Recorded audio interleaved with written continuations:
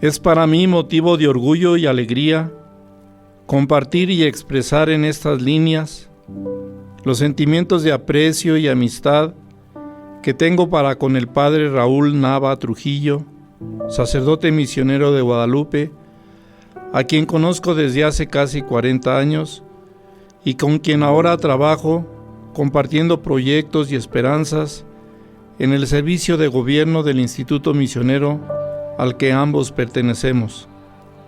Nuestras largas y agradables conversaciones, que no han sido pocas, destellan las experiencias sacerdotal misioneras que han enriquecido enormemente mi propia vocación y han iluminado mis reflexiones personales sobre Dios. No es de extrañar, pues compartir y escuchar la historia de una vida es caer en la cuenta, como los discípulos de Emaús, quienes, al andar por el camino, perciben el ardor en sus corazones de que no es otra cosa más que el gozo de saberse acompañados por aquel caminante que, aunque al principio es misterioso, entra en su casa, se sienta a la mesa y comparte el pan. Y así descubrieron en él a aquel a quien es verdaderamente el Dios de la vida que camina en nuestras propias historias. La historia de un misionero caminante quedan ahora bien integradas en este libro. Historias que van desde el florecimiento de su vocación a su entrada al Seminario Diocesano de Tehuacán, Puebla, de su discernimiento a la vida misionera o su decisivo ingreso al Seminario Mayor de Misiones Extranjeras, al cual ingresamos los dos en el mismo año. Es innegable la pasión con la que habla de su querido centro de oración, Getsemaní, que ha emprendido y desarrollado incansablemente en su pueblo natal, San Pedro de Buenos Aires, municipio de Villaguerrero, Estado de México, centro de oración que, como en este texto, ha sabido plasmar sus experiencias pastorales en la misión de Brasil, previas a su llegada a Kenia y Angola, en el continente africano. Nemil Samat, las huellas de Dios en la historia, es más que un anecdotario. No es un diario, tampoco solo una narración de sucesos históricos de una vida. Es un relato profundo que, a través de la sencillez con la que el Padre Nava narra su andar misionero, deja entrever lo maravilloso que es Dios, permitiéndole al mismo tiempo al lector ir descubriendo en la cotidianidad de su vida cómo ha caminado también Dios con él. Por otro lado, la forma elocuente de narrar estas líneas, las experiencias de vida, conduce al lector a la imaginación, dejándole disfrutar de los momentos y escenarios descritos en cada página.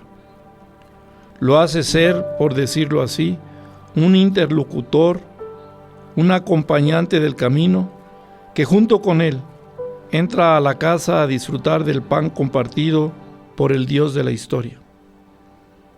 Estoy convencido de que todo aquel que lea esta valiosa obra quedará cautivado con lo que es un hombre de Dios, encarnado en el pueblo, que en su pasión por seguir a Cristo y su dedicación por darlo a conocer, nos narra su caminar. No me sorprendería que al terminar de leer este libro, el lector tenga la impresión de que el autor le expresa finalmente: esta ha sido la manera en que Dios ha caminado conmigo. Y que después, con una humilde invitación, le preguntara: ¿y a ti? ¿Cómo te ha estampado Dios sus huellas en tu historia?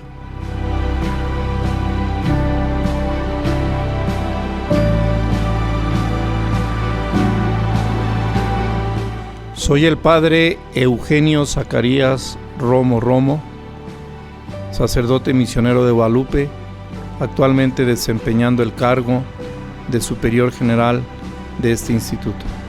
Muchas gracias.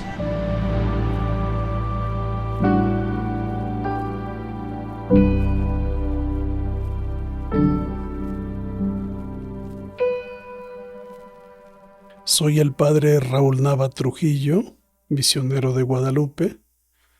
He escrito un libro que he titulado Nemilizamatl, las huellas de Dios en la historia. Nemilizamatl es una palabra en la lengua náhuatl que significa el libro de la vida. El primer capítulo es una reflexión bíblico-teológica. Hablo concretamente sobre el huerto de Getsemaní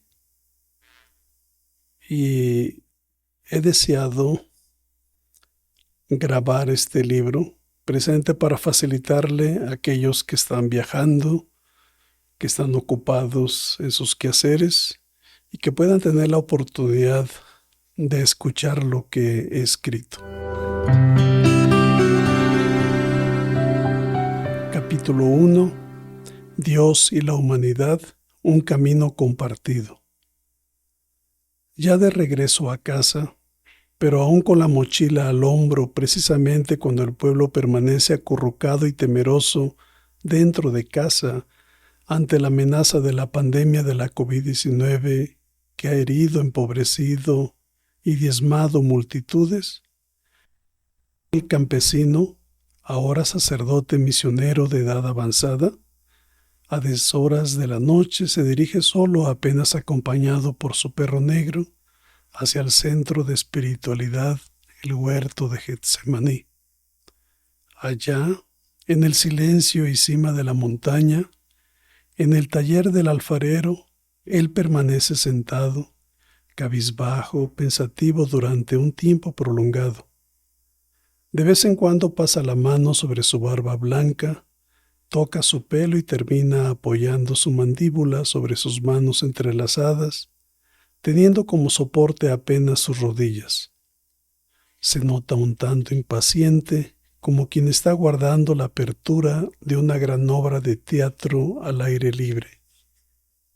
A lo lejos y al fondo está el volcán Popocatépetl, asomándose discretamente entre las cordilleras, con quien desea pasar advertido, aprovechando que el mundo duerme.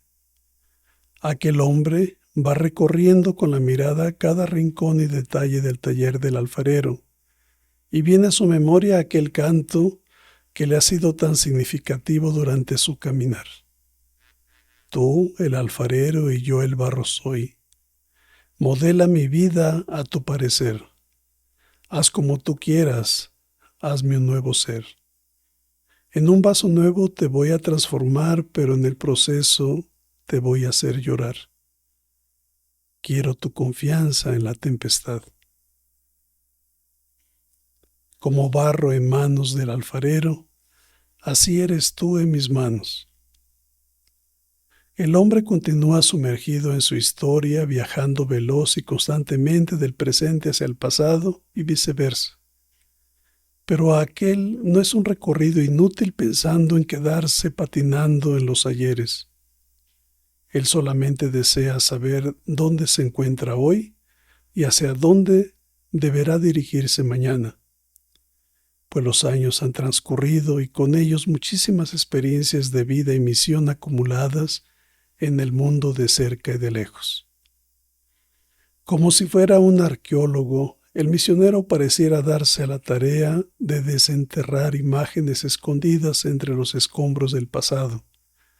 Precisamente en esos barriales, cuando sus amiguitos todos competían, sin la presencia de jueces severos, en el modelaje de figuras crudas y grises, muchas veces caricaturizando al mundo sin ningún sentido artístico, ni mucho menos con alguna utilidad de aquellas vasijas resultantes amasadas por sus manitas. Ellos pastoreaban borregos y vacas durante el tiempo de lluvias torrenciales, y de manera ocasional corrían a refugiarse dentro de cuevas ante la amenaza de tremendos rayos asesinos que disparaban hacia todos lados, dando la impresión de estar bombardeando y demoliendo con su estruendo aquella cordillera montañosa de la región del sur del Estado de México.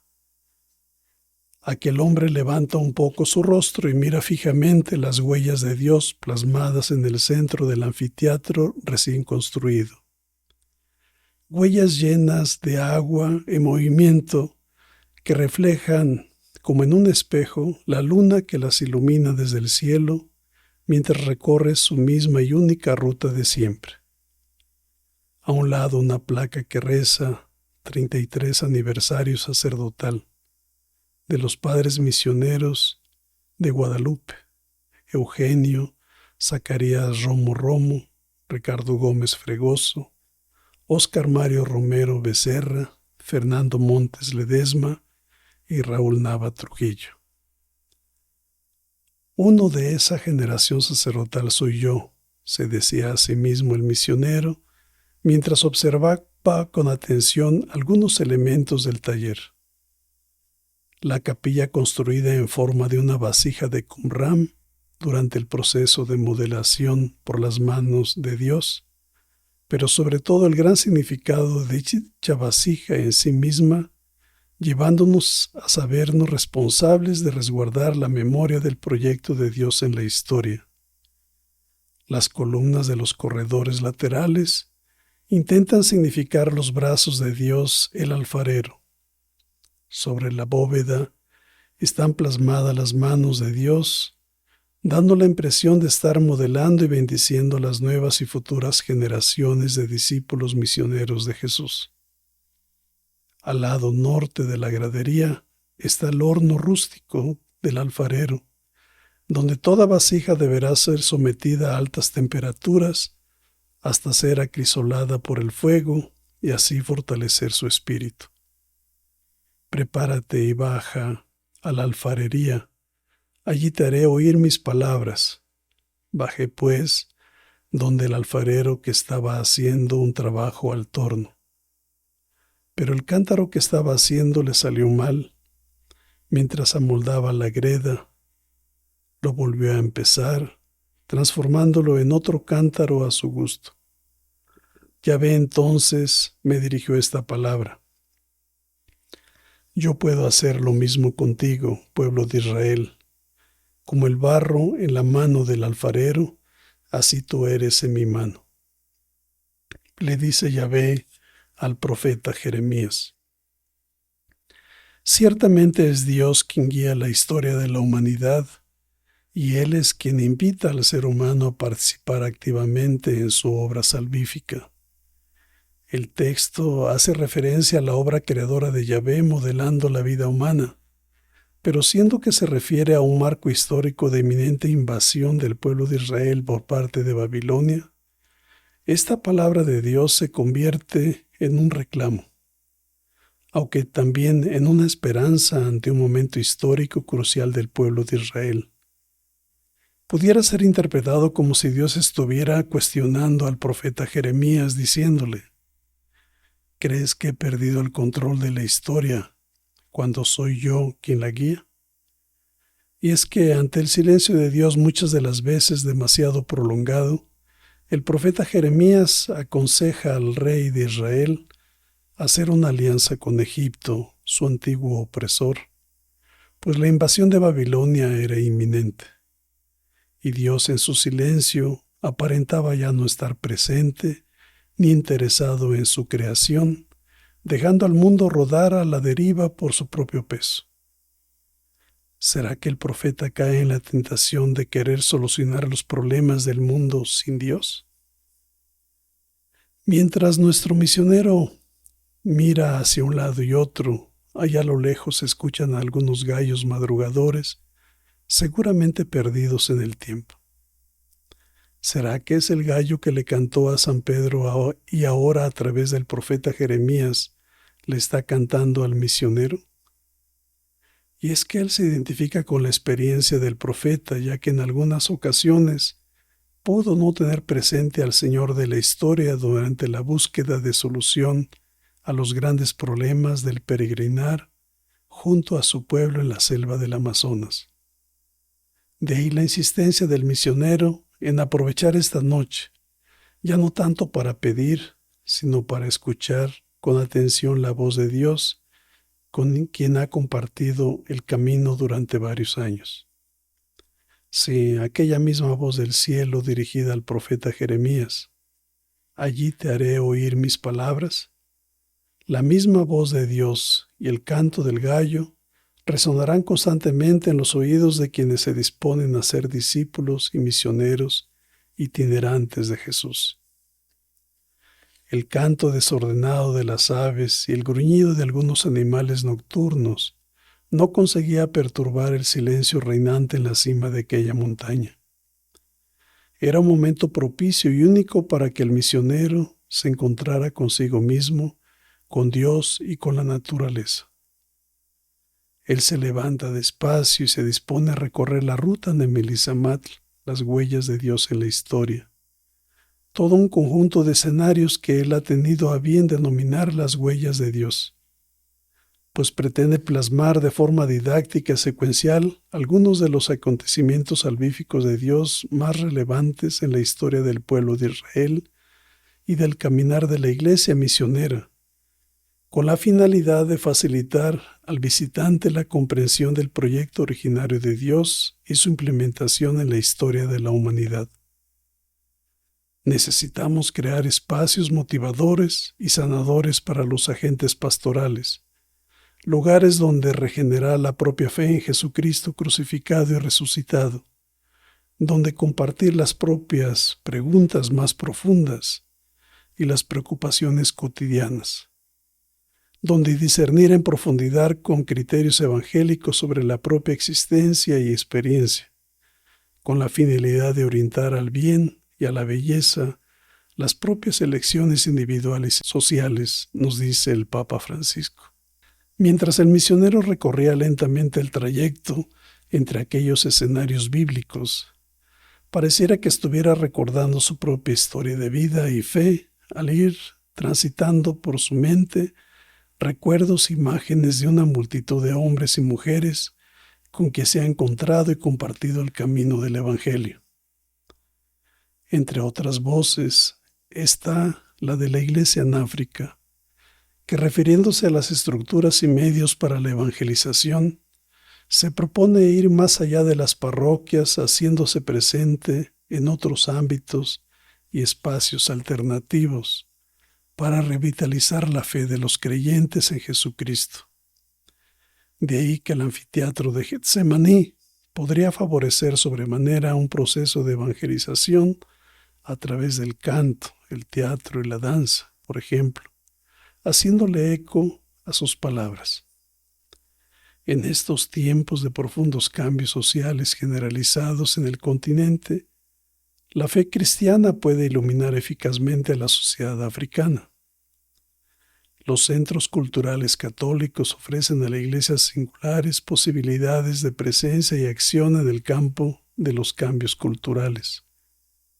En efecto, estos son unos foros públicos que permiten la amplia difusión, mientras el diálogo creativo de convicciones cristianas sobre el hombre, la mujer, la familia, el trabajo, la economía, la sociedad, la política, la vida internacional y el ambiente son así un lugar de escucha, de respeto y tolerancia. ¡Qué textos tan significativos!, exclama el misionero. Es el agente de evangelización quien debe dirigirse hacia el cruce de los caminos, hacia los lugares estratégicos, atreviéndose a tomar la palabra de los espacios donde se genera o se decide sobre la vida. Es decir, hacer caso de lo que arriba se propone implica replantear la manera de ser iglesia en el mundo hoy. Pero no se trata solo de efectuar algunos cambios o reformas, sino de modificar el modo de ser iglesia ante un nuevo paradigma. Huella número 1. El jardín de Yahvé la maqueta del mundo soñado por Dios y la humanidad. Se desplaza un poco hacia el poniente y el hijo del campesino, ahora sacerdote misionero veterano, se interna en el jardín de Yahvé, en cuyo centro apareciera la figura de Adán, el hijo de la tierra, indicando con su propia contextura la fragilidad humana cuando es moldeado con arcilla por las manos manchadas de Dios de la vida. Sí, es el Dios cercano, plasmando sus huellas del lado poniente y compartiendo su espíritu con los seres humanos, enviándolos en misión con la tarea de ser los cultivadores de su creación.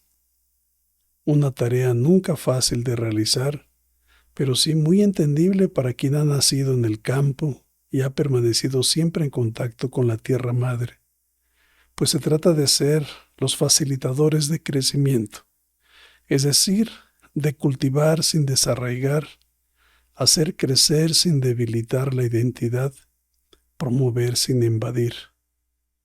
Qué tarea tan delicada y difícil, pero tan significativa. Pues se trata de amar y cuidar de las raíces porque ellas son un punto de arraigo que nos permite desarrollarnos y responder a los nuevos desafíos, dice el Papa Francisco. Qué mensaje tan bonito nos da el lugar central que ocupa Adán en el jardín. El ser humano deberá permanecer en el centro y nunca ser desplazado de su lugar de origen hacia la periferia. Nunca deberá ser reemplazado por el dinero u otro ídolo por más atrayente que éste pudiera parecer, pues la vida es el regalo del aliento de Dios y con lo sagrado a nadie le está permitido jugar. Allá en la parte superior del escenario está el árbol de la vida, que aunque está secándose, sus raíces aún permanecen verdes, mostrando con ello la vitalidad del proyecto de Dios y su resistencia ante la amenaza del proyecto de muerte que intenta imponerse y exterminarlo. Aquí representado por la anaconda engañadora, proponiéndole a Eva y Adán un itinerario de vida sin Dios, cuando ellos se esconden entre los árboles del jardín y desde su escondrijo escuchan el ruido de los pasos de Yahvé, Dios, que se paseaba por el jardín a la hora de la brisa. Dios anda preocupado y grita hacia una dirección y otra: ¿dónde estás? Ahora son los seres humanos quienes permanecen en silencio, rehusándose a responder a su Creador que los llama. Al parecer, ellos ya habían decidido abandonar a Dios y construir su propio proyecto de vida sin Él. Dios respeta su libertad, pero nunca los abandona, mostrando siempre su preocupación por la humanidad al vestirlos con pieles. Al lado del árbol de la vida está Eva, la madre de todos los vivientes, sentada con sus hijitos Caín, agricultor, y Abel, pastor, que se les recordará perpetuamente como prototipos del conflicto y la violencia desencadenada desde el origen, y que como hilo transversal recorrerá toda la historia de la humanidad. El fratricidio, sí, el hermano mayor asesinando al menor, eliminando al pequeño en el campo y arrebatándole la vida como si él fuera el dueño de ella.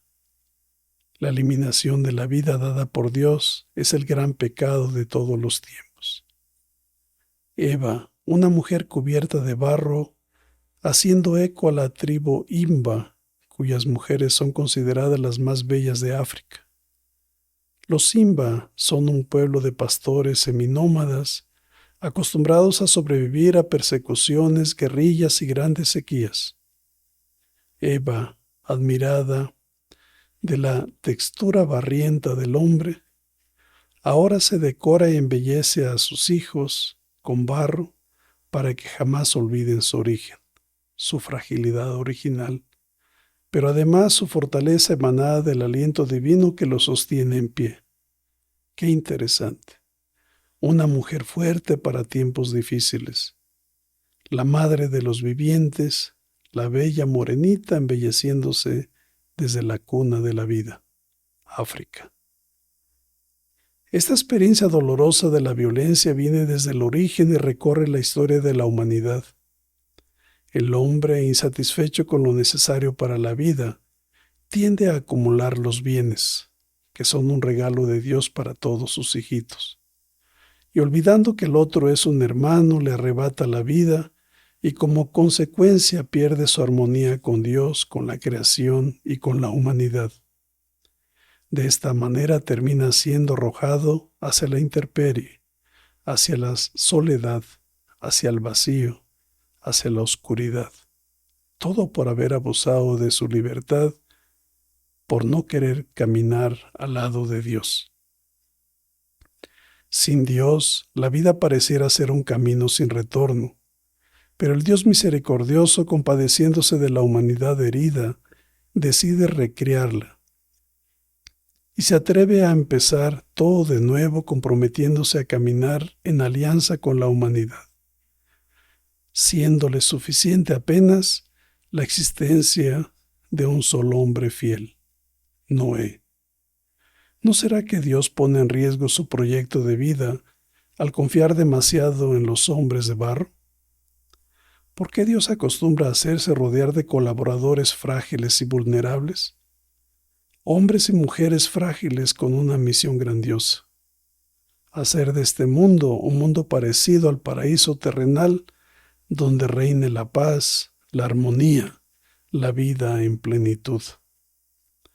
Mientras desciende la parte baja del escenario, el misionero va pensando en las familias con sus hijos y pequeños que tienen la gran oportunidad de formarlos para la vida como otro Abel. Sí, como hombres buenos, cuyas ofrendas les sean agradables a Dios. En la parte central del escenario hay una cascada de agua, cuya fuente es una vasija al estilo de Qumran, que está sepultada en la parte superior del paredón, resguardando durante siglos la palabra de Dios. El agua que emana de dicha vasija y fluye sobre aquella cascada simboliza la palabra que es y da vida. Sobre el muro central resalta un letrero en alto relieve: Proyecto originario de Dios. Una ruta bíblico-eclesial que busca facilitar la comprensión del proyecto originario de Dios y su implementación durante la historia del ayer y de hoy. En la parte norte del escenario está la fogata que representa la luz y el mismo fuego, tan esenciales para que la vida germine y se desarrolle. Allá arriba, en la enramada de un encino, se observa a un águila empollando.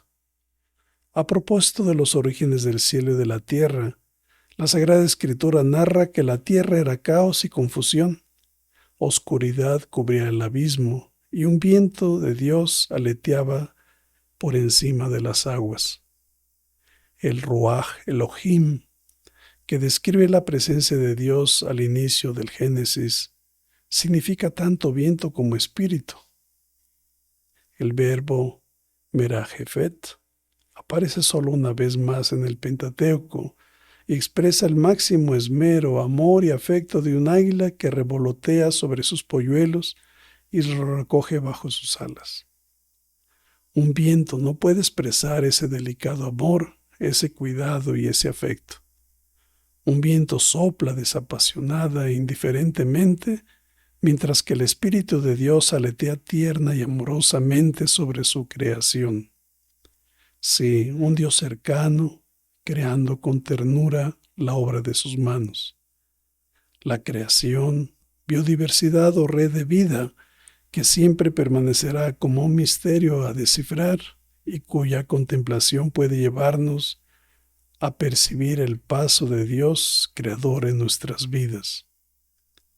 El pueblo de Dios desterrado en el cautiverio de Babilonia y ante el peligro de perder su identidad como pueblo elegido, hace una relectura del pasado buscando responder las grandes interrogantes que el mundo adverso del momento le presenta.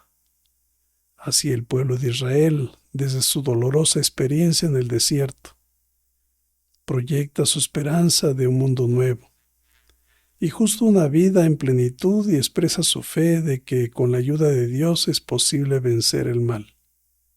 La descripción del paraíso terrenal es una forma simbólica de hablar. Describe el ideal de Dios para toda la humanidad. Es como una maqueta del mundo que orienta la construcción del proyecto de Dios a través de la historia hasta su realización final. Huella número 2. Los patriarcas y las matriarcas, aprendiendo a caminar junto con Dios. El hombre itinerante prosigue su camino y se detiene en forma momentánea ante el escenario los patriarcas y las matriarcas. Él observa la tienda estilo la de los beduinos del desierto, cubierta apenas con pieles de animales, 3 pares de huellas humanas, recordando la hospitalidad del errante. Abraham ante la visita de los mensajeros de Dios y con ello el cumplimiento de la promesa de descendencia, tierra y bendición, a pesar de la esterilidad de su esposa Sara. Aquel anciano caminante en la esperanza platica con Dios como con un amigo, a tal punto de atreverse a reclamar y cuestionar al no ver realizada su promesa, obligando así a Dios a asignar con él una alianza. La hospitalidad de Abraham para con los enviados de Dios es impresionante.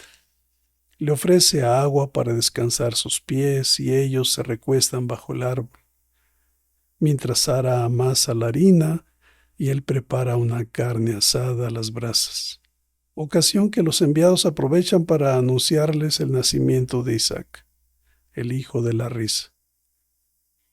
Queda claro que Dios visita a quien abre su casa, pues la hospitalidad siempre debe ser puesta en primer lugar para quien está siempre en camino.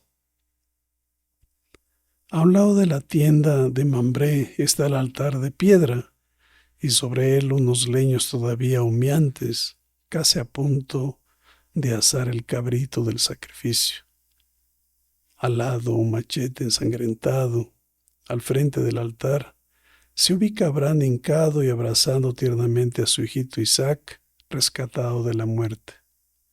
La señal del cumplimiento de la promesa de Dios hecha allá al inicio de su caminar en busca de condiciones de vida plena. Hay quien afirma que el lugar del sacrificio de Isaac corresponde al monte Moriah, espacio donde Jesús es crucificado. Poco más adelante, pero siendo aún parte del mismo escenario, aparece un pozo seco cuyo brocal está formado por una decena de piedras, y en el fondo está José, el hijo de Jacob, el soñador ahora atado, secuestrado por sus hermanos de sangre y vendido a comerciantes que lo llevarán a Egipto, el centro del mundo conocido en aquel tiempo. La historia de José, el pastor vendido por sus hermanos, es la conmovedora historia de un joven pobre que a través de muchas peripecias y sufrimientos consigue mejorar de vida en tierra de Egipto. El hambre consiguió invertir los papeles. Forzados por el hambre, los hermanos fueron al encuentro de José, pero no lo reconocieron. En un primer momento quiso vengarse y los maltrató, pero al final se reconcilió con ellos y les prestó auxilio. Qué interesante la narrativa de las andanzas de los padres y las matriarcas, la cual refleja la experiencia de los hebreos fugitivos, los jápiros, haciendo hacia la cima de las montañas, quienes ante la opresión rechaza y cerrazón de quienes se habían apropiado de modo injusto de las fuentes de vida, los pozos, pastos, tierra, van a buscar de mejores condiciones de vida y durante su emigrar, Dios sale a su encuentro prometiéndoles tierra, familia y bendición. Promesas que alentarán la esperanza del pueblo de Israel durante los momentos bajos del caminar en su historia sufriente en Egipto, Babilonia y la diáspora en el mundo lejano. Vuelvan a su origen, miren la roca, la cantera de donde fueron sacados. Miren a Abraham, su padre, y a Sara, que los dio a luz. Este es un llamado que Dios le hace a su pueblo cautivo en Babilonia, cuyo mensaje genera la esperanza de volver a casa, puesto que el pueblo de Israel descubre que aquella tierra es de Abraham, su padre, aquel anciano errante muchos años atrás llamado por Dios para salir en búsqueda de mejores condiciones de vida. Ahora los israelitas, los descendientes de Abraham, saben que Dios nunca olvida su promesa y que ellos también tarde o temprano deberán salir de aquel atolladero que hoy los aprisiona.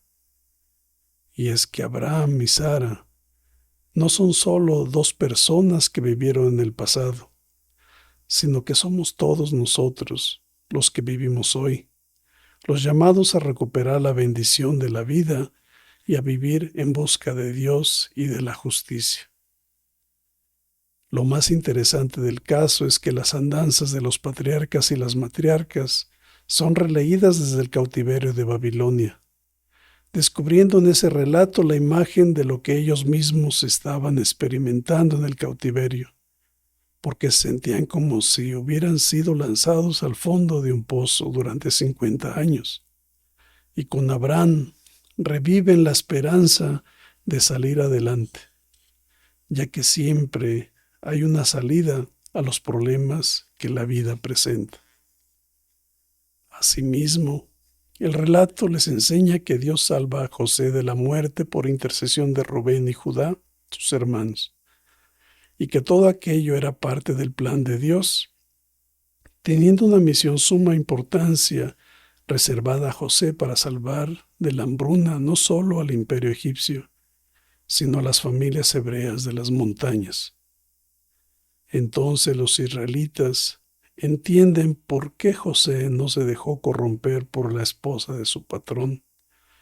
Y es que ellos, ahora trabajando en altos puestos del imperio de Babilonia, tampoco deberán corromperse, pues el pequeño jamás debe imitar al poderoso y siempre deberá mantenerse al lado de su pueblo oprimido, como lo hizo Moisés cuando miró el maltrato de sus hermanos hebreos por parte de los egipcios y corrió el riesgo de ser asesinado por el faraón. Los israelitas se preguntan desde el cautiverio en Babilonia, y nosotros hoy debemos preguntarnos desde el confinamiento de la pandemia: ¿qué quiere Dios hoy de nosotros? ¿Sobreviviremos? Y si sobrevivimos, ¿cuál es la misión que tiene Dios reservada para tiempos de post-pandemia? Qué escenario tan impresionante y qué gran enseñanza para las nuevas generaciones.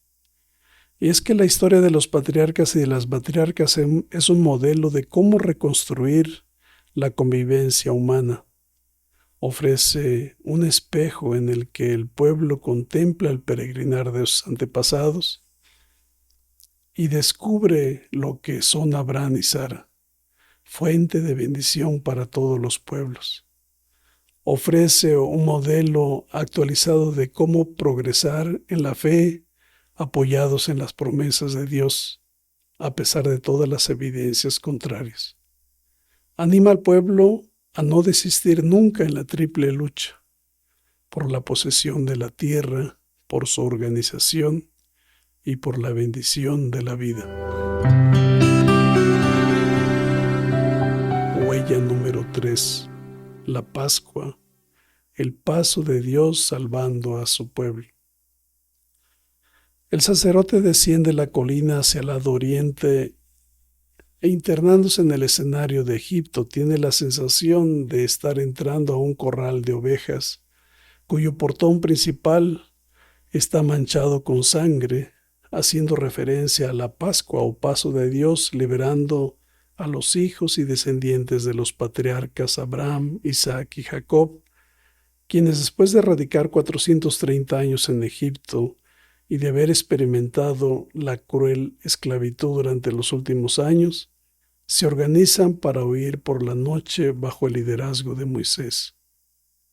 El misionero observa las pirámides de Egipto erguidas del lado izquierdo, Al centro el río Nilo ensangrentado, bebés varones muertos, flotando como consecuencia de la crueldad del faraón, al obligar a sus madres a lanzar a sus pequeños y recién nacidos al río caudaloso donde encontraban la muerte.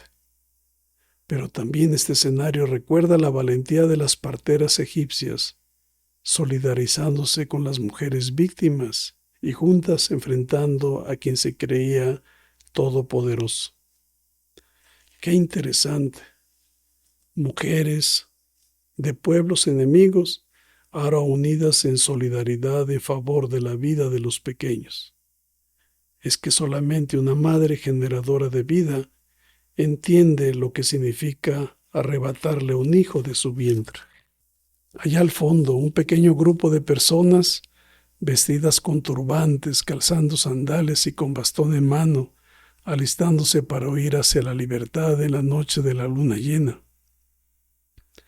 Todos comparten los alimentos bajo un solo techo, pues celebran el rito tradicional de la reconciliación, buscando superar la división existente entre los mismos esclavos víctimas del imperio egipcio. Dicha división histórica proviene desde el origen de la humanidad.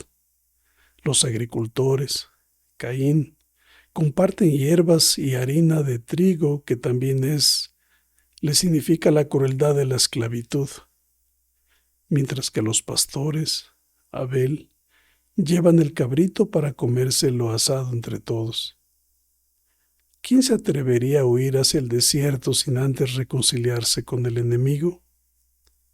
Todos cantan y danzan con un ambiente celebrativo del fin de la esclavitud, mientras Dios pasa exterminando a los primogénitos de los egipcios. Es decir, Dios pasa erradicando el problema desde la raíz. Durante la celebración pascual, el pueblo conservaba la memoria del hecho más importante de su historia, la liberación de Egipto. Era una fiesta de comunión donde la familia participaba de los frutos de la cosecha y del rebaño para evitar la acumulación de aquello que era producido por todos. Utilizaban elementos para recordar la liberación, el panásimo, el cordero y la sangre, las hierbas amargas, el vino. Se realizaba una celebración catequética con preguntas y respuestas. Así toda la familia revivía el proceso de liberación.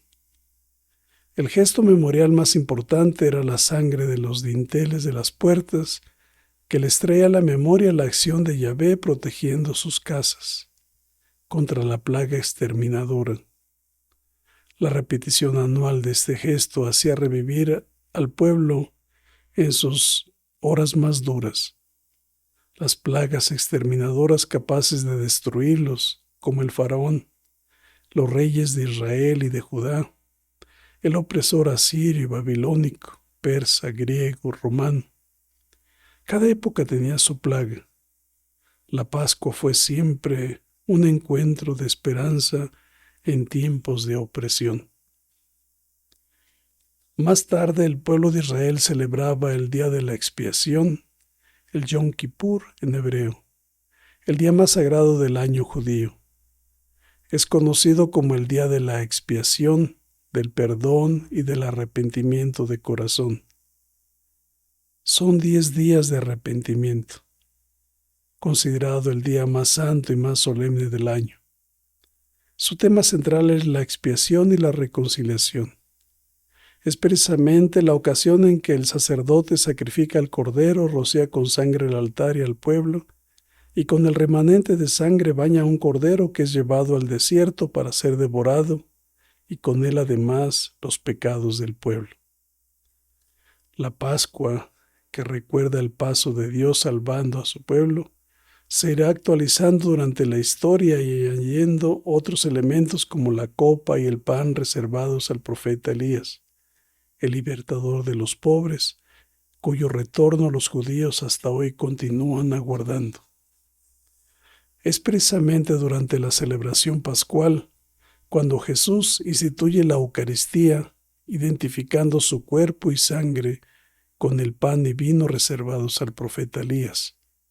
pero significando ahora el sacrificio de la nueva y eterna alianza de Dios con la humanidad, donde Jesús mismo es el Cordero de Dios que muere en favor de toda la humanidad. Qué interesante conocer que la Eucaristía hunde sus raíces en el Antiguo Testamento.